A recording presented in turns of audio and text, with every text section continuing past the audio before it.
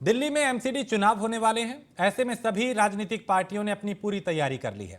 BJP की तरफ से तमाम बड़े नेता एमसीडी चुनाव में प्रचार प्रसार कर रहे हैं और इसी कड़ी में उत्तराखंड के मुख्यमंत्री पुष्कर सिंह धामी भी दिल्ली में लगातार एक के बाद एक चुनाव प्रचार में जुटे हुए हैं, क्योंकि दिल्ली में उत्तराखंड के करीब 15 लाख से ज्यादा लोग रहते हैं। ऐसे में उत्तराखंड के मुख्यमंत्री पुष्कर सिंह धामी के जनसभा में भारी संख्या में भीड़ नजर आ रही है। लोग मुख्यमंत्री के काफिले पे फूल बरसा रहे हैं।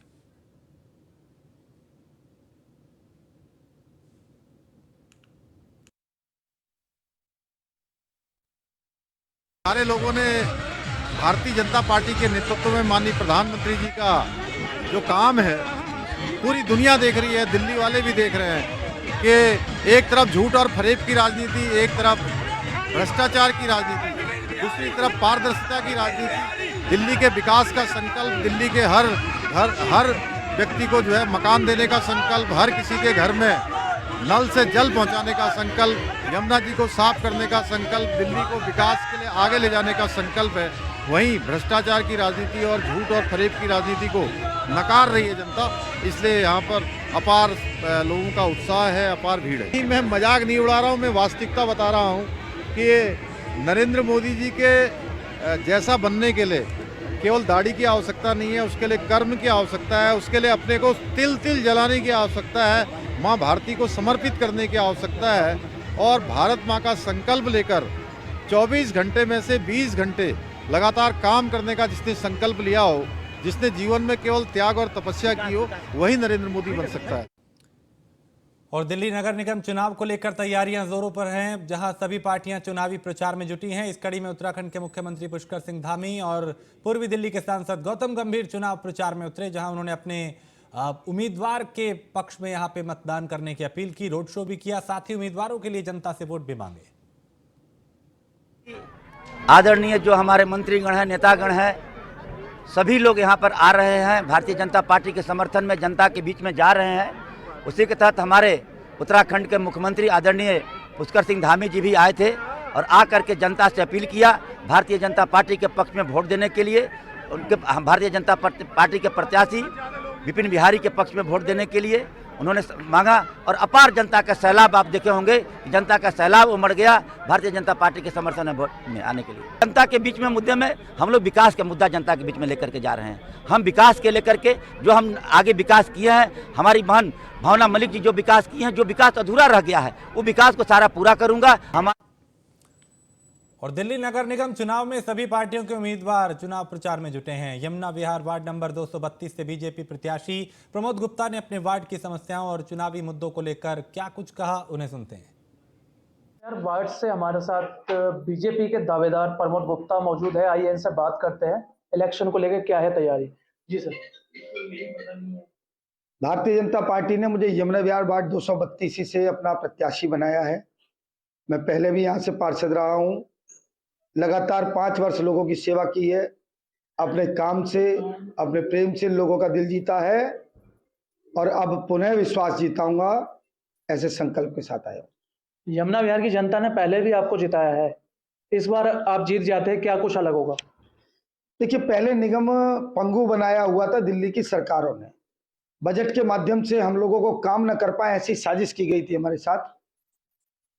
इस समस्या का समाधान हमारे गृह मंत्री माननीय अमित शाह जी ने कर दिया है, एक निगम कर दिया और मुझे लगता है बहुत बड़ा बजट अब हमें मिलने वाला है, पहले से अधिक ताकत के साथ, अधिक ऊर्जा के साथ और मजबूत बजट के साथ लोगों की सेवा कर पाएंगे। जिस तरह बीजेपी यमुना विहार से तैयारी कर रही है, तो आपके अकॉर्डिंग किसकी टक्कर है इस बार? मेरे लोग साथ में चलते ना, एक ही नारा लगाते कि कोई नहीं है टक्कर में, क्यों पड़े हो चक्कर में।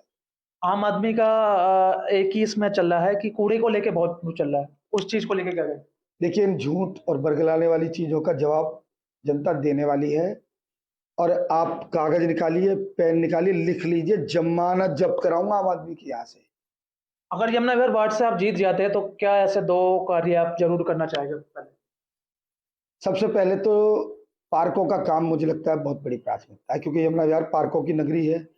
इन्होंने हर तरह से पार्कों का पानी रोक दिया, पार्कों की लाइटें काट दी, पार्कों को बजट से रोक दिया, हर तरह से पार्क यहाँ पर न विकसित हो पाए, ऐसा काम किया है।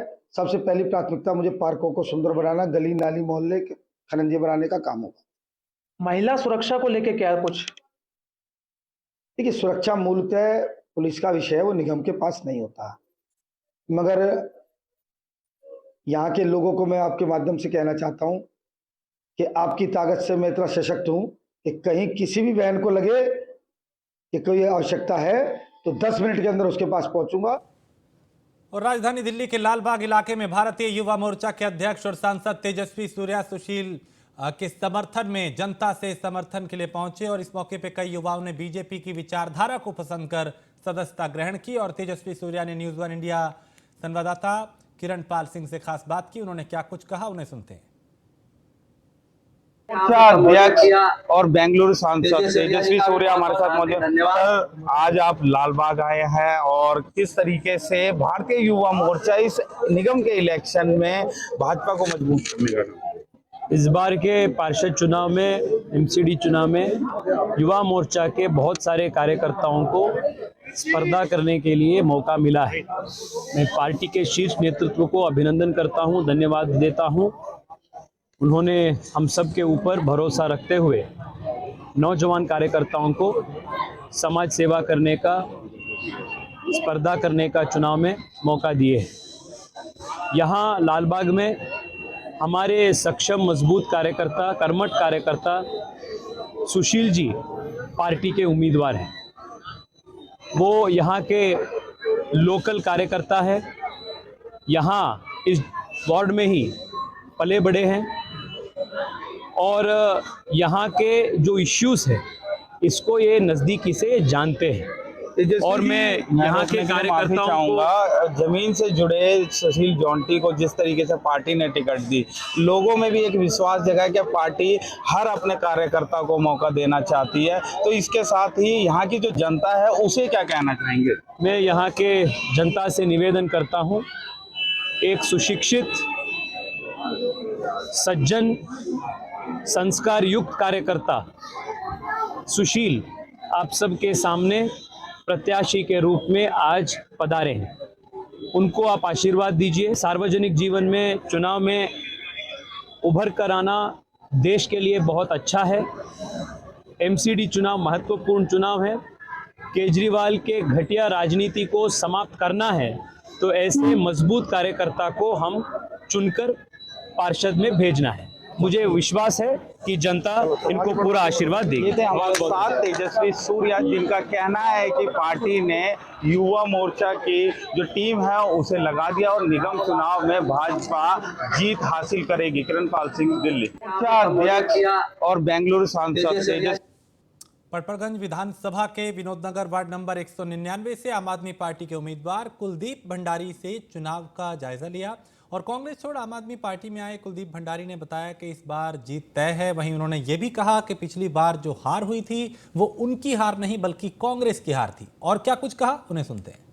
जितने भी कार्यकर्ता जो है नाराज, देखिए शुरू में होता ही है ऐसा, लेकिन अब सब कार्यकर्ता आगे हैं और आप जो है अभी रैली देखोगे तो उसमें सभी कार्यकर्ता आपको नजर आएंगे। हाँ, एक को छोड़ के, गीता रावत को छोड़ के बाकी तो सभी हैं। ऐसा तो कोई व्यक्ति नहीं है कि जो नहीं आ सकता। एक नाम बता दो कि ये क्यों नहीं आ रहा है। हाँ, एक और है, नॉर्थ ए ब्लॉक में है एक व्यक्ति, मैं उसका नाम नहीं जानता हूँ लेकिन देखा हुआ है, और एक वो नहीं आ रहा, बाकी तो सभी कार्यकर्ता। आपको नहीं लगता कि आपको भी गीता रावत जी को जिस तरीके से उन्होंने 5 साल काम किया है तो अपने साथ लेके चलना चाहिए? नहीं, ठीक है।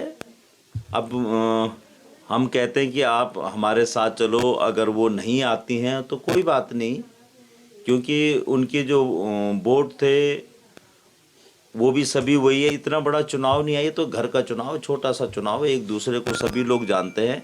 हाँ, बड़ा चुनाव होता तो उसमें रहता है कि हाँ यार इनको साथ लेना चाहिए, लेकिन ये छोटा सा चुनाव है, एक वार्ड का, जैसे गांव में प्रधान का चुनाव होता है वैसे ही है। और एक दूसरे को सभी लोग जानते हैं कि इनके क्या काम है, इनके क्या काम है, किस तरीके से ये काम कर रहे हैं, किस तरीके से नहीं कर रहे हैं, तो ये सभी व्यक्ति। और दिल्ली नगर निगम चुनाव को लेकर भले ही राजनीतिक पार्टियां चुनाव प्रचार में जुटी और जनता के बीच तमाम चुनावी मुद्दों को लेकर जा रही हैं, वहीं पूर्वी दिल्ली के कोंडली विधानसभा के कल्याणपुरी वार्ड का हमने जायजा लिया, वो रिपोर्ट आपको दिखाते हैं। मौजूद हैं कल्याणपुरी वार्ड में, जहां के स्थानीय विधायक आम आदमी पार्टी के थे और लोग यहां मौजूद हैं। लगातार दिल्ली सरकार यही कह रही है कि यहां काम हुआ है बहुत ज़्यादा, फ्री बिजली फ्री पानी दी गई है, तो क्या है आपका कहना? कुछ भी नहीं हुआ सर, ना बिजली ना बिल पानी, बिजली का लेट भी ज़्यादा आ रहा, सब कुछ ज़्यादा। हम गरीब आदमी कहाँ से भरेंगे, कैसे करेंगे? हम आदिवासी लोग हैं, कैसे कमाते, कैसे खाते और कैसे रहते? हमारे नेट में सर्च करके देखूंगा हमारे आदिवासियों को कहाँ तक मिल रहा है, कहाँ नहीं मिल रहा। हमारे को फ्री सब कुछ मिल रहा है, सरकार हमें जगह वगह सब कुछ फ्री दे रही है। क्यों दे रही है? हमारे आदिवासी में हर जगह में मिल रहा है, यहाँ पे क्यों नहीं मिल रहा दिल्ली शहर के अंदर?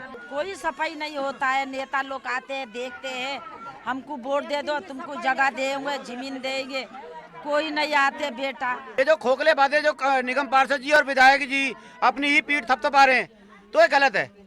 वो स्वयं आकर यहाँ पे, अभी तक जब तक ये विधायक हमारे कुलदीप कुमार जी बने हैं, अभी तक तो एक दौरा नहीं दिया इन्होंने, यहाँ पर आकर देखा नहीं है कि जिस जनता ने इनको उस सिंहासन पे विधायक बनाकर भेजा है, उस विधायक ने एक बार यहाँ पर आकर देखा कि लोग वह कैसे नरकीय जीवन व्यतीत कर रहे हैं, कैसी जिंदगी जी रहे हैं। हम कैसे खाना खाते हैं, हमें पता है कैसे खाना खाते हैं हम यहाँ पर।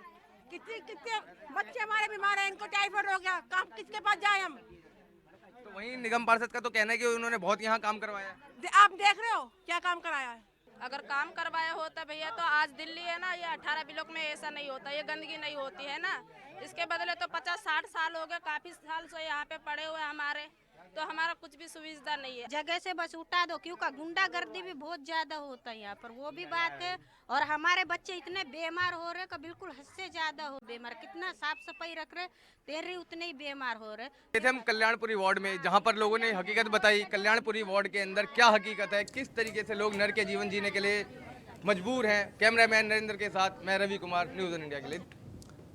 और प्रधानमंत्री नरेंद्र मोदी ने सुप्रीम कोर्ट में संविधान दिवस समारोह में हिस्सा लिया। इस दौरान उन्होंने कई पोर्टल के तहत शुभारंभ किया उनका, और इसके तहत virtually justice block, justice mobile app और कई दूसरी ऐप का भी उन्होंने यहाँ पे शुभारंभ किया। और संबोधित करते हुए कहा कि आज 26/11 मुंबई आतंकी हमले का दिन है, और 14 साल पहले जब अपने संविधान का पर्व हम मना रहे थे, उसी दिन मानवता के दुश्मनों ने भारत पे सबसे बड़ा आतंकी हमला किया था। इंफॉर्मेशन टेक्नोलॉजी हो या डिजिटल पेमेंट्स, भारत के विकास के हर आयाम में युवा शक्ति अपना परचम लहरा रही है। हमारे संविधान और संस्थाओं के भविष्य की जिम्मेदारी भी हमारे इन युवाओं के कंधों पर ही है।